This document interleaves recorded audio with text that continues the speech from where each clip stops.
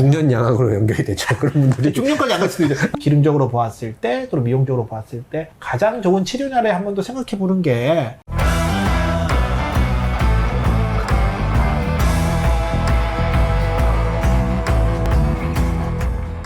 네, 안녕하십니까. 양달TV에서 비유를 담당하고 있는 비달 황종민 원장입니다. 정리를 담당하고 있는 정달 권미수 원장입니다. 어제 저 궁금한 게 있는데 선수술 후교정은 알아요. 그리고 선교정 후수술도 알아요.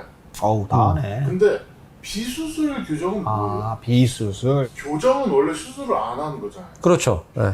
근데 그거를 비수술 교정이라고 그러니까 양악수술이 필요 없다는 거예요. 수술 치료를 해야 되는 환자를 수술하지 않고 교정 치료만으로 어느 정도 치료하는 거를 비수술 교정이라고 하고, 의학적으로는 저희가 절충 치료라고 하죠. 사실은 이런 절충 치료가 예전에는 그 범위가 그렇게 넓진 않았어요. 교정 치료 술식의 발전, 특히 잇몸 나사, 잇몸에 나사를 박아가지고 고정원을 그 잇몸 나사를 통해서 얻음으로써 예전에는 움직이는 범위가 많지 않았다면 지금은 치아를 움직이는 방향이나 범위가 훨씬 더 넓어졌어요. 그래서 예전에 했던 그런 절충 치료의 범위가 이제는 많이 넓어지다 보니까 수술 사실 좀 이렇게 꺼리는 분들 계시잖아요. 그런 분들은 이제 그런 치료를 하는데, 수술을 하지 않는 교정 치료라고 해서 이제 비수술 교정 치료라고 얘기를 하긴 하는데, 사실은 의학적으로 맞는 용어는 아닙니다.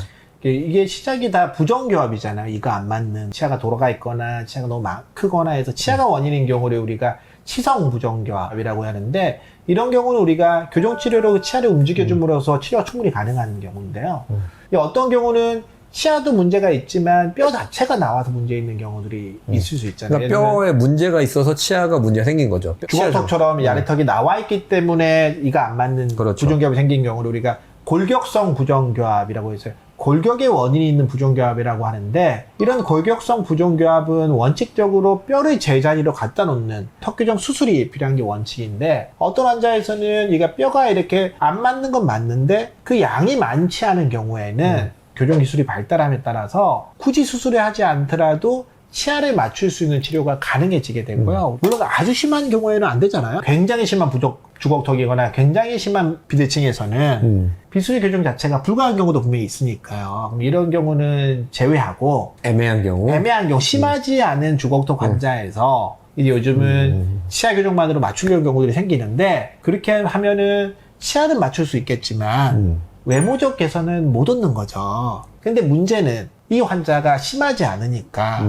본인이 외모에 문제가 있다, 외모를 고쳐야 된다는 생각을 안 하는 경우들이 생기잖아요. 그러니까 이제 이 환자 입장에서는 수술을 안 하고 교정만으로 일이라도 맞춰주는 게 성공한 치료라고 판단하게 되죠. 그래서 그러다 보니까 요즘은 사실 비수술 교정을 굉장히 많이 하기도 하고, 일반 치과, 교정치과들도 많이 하기도 하고, 또 어떤 치과들은 오히려 그 비수술 교정으로 특화돼서 이렇게 환자들에게 얘기되기도 하는데, 간혹 저희가 이제 전에도 얘기했지만 그런 경우도 있잖아요. 비수술 교정으로 치료를 했는데 10년이 지나고 나서 외모적 불만으로 다시 양악 수술을 하는 케이스도 요즘은 굉장히 많긴 하잖아요. 중년 양악으로 연결이 되죠. 그런 분들이. 중년까지 안 갈 수도 있죠. 20대, 30대로 가거나 17에서 27으로 갈 수도 있죠. 넘어가.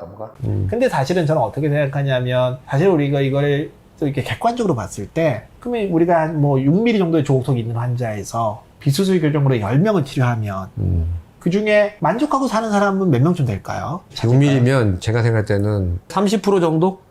근데 사실 저는 어떻게 생각하냐면, 물론 이제 한 30%는 아예 만족하고 살 거예요. 한 30% 정도는 불만족이지만 내가 비수술을 선택했는데 이제 와서 양악수술을 할 정도까지 불만이 없는 정도의 느낌일 수 있고요. 근데 실제로 그래서 양악수술을 다시 저희 병원에 상담을 하러 오는, 또는 수술병원에 찾아가고 양악수술을 알아보는 환자의 비중은 분명히 많지 않다. 맞아요. 뭐 많아야 한 2명, 3명, 10명 중에. 근데 그 환자의 입장에서 봤을 때는 내가 비수술 교정을 했는데 다시 양악수술도 하고 교정도 다시 해야 되는 형태가 되고, 많이 돌아오는 형태가, 저희가 많이 다뤘지만 형태가 되니까, 이제 그런 환자들을 보면 제가 생각하는 게 뭐냐면, 어떤 의미로 이 환자에게 그 비수술 교정이라는 선택지가 주어진 게 마냥 좋은 건가, 조금 우리가 고민해 봐야 되는 문제가 아닐까라는 생각이 들긴 하더라고요. 그래서 그런 환자들이 보면 주로 얘기하는 게 뭐냐면, 우리가 어떤 일을, 또는 이게 되게 중요한 일을 결정할 때 있어서 이게 가능하냐 아니냐를 놓고 보면은 사실 좀 선택하기 힘들 수 있다. 또 내 상황에 따라서, 내 현재의 기분에 따라서, 또 내가 현재 알고 있는 지식에 따라서 어떤 선택을 할 수 있고 그 선택이 또 때로는 잘못된 선택이 될 수도 있는데 너무 선택지가 많다 보니까 어느 게 맞는지 모를 수 있는 상황이라면 어떤 치료가 가장 좋은 치료냐, 기능적으로 보았을 때 또는 미용적으로 보았을 때 가장 좋은 치료냐를 한 번 더 생각해 보는 게 비수술 교정을 하는 교정치과에도 한번 여쭤보고요. 그리고 수술병원에서 마찬가지로 어떤 게 가장 좋은 치료냐는 것들을 기준으로 한번 잡는다 그러면 좀 명백한 길이 좀 생기지 않을까, 또는 이제 좀 더 현명한 선택을 하지 않을까 생각합니다. 네, 오늘은 이 길린 얘기를 권원님께서 한 줄로 정리해 주시겠습니다. 네, 오늘 내용은 이렇게 정리하도록 하겠습니다. 골격성 부정교합, 수술하지 않고 수술 효과를 낼 수는 없습니다. 네, 오늘 여기까지 하겠습니다. 지금까지 양달TV의 황정민, 권민수였습니다. 네, 감사합니다.